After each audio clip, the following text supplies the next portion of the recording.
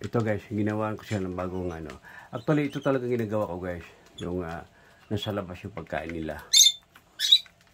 Butasan ko yung ano, tino. Diba? Kasi para hindi matayan yung ano eh. Kahapon ko lang ito na natapos. Para silang manok.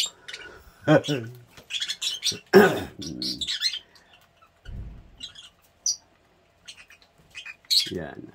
Ito sila guys, magsisilot sila ng maayos kasi pinalitan ko na nga yung ano yung nila, cage at yung itlogan.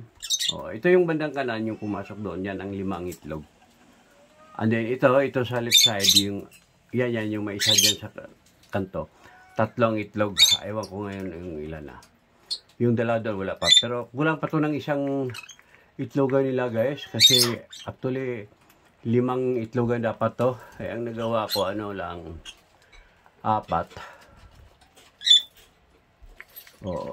So yan ang kabuuan sa ano, di ba? Wala bakante sa baba. Yan 3 itlog yan ng isang araw. Ito 5. Yan.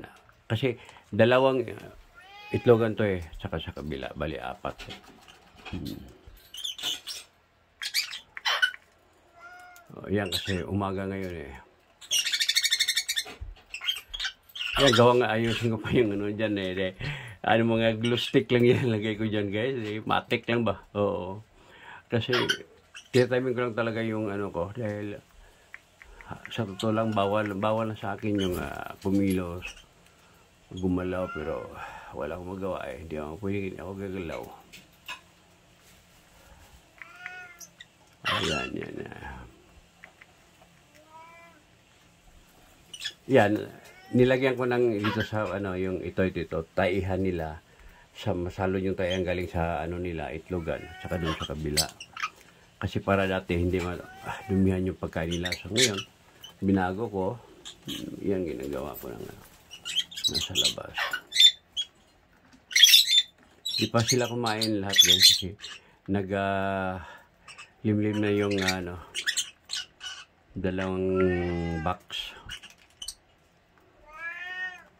So yan na po guys. Maraming salamat sa inyong lahat and I love you all.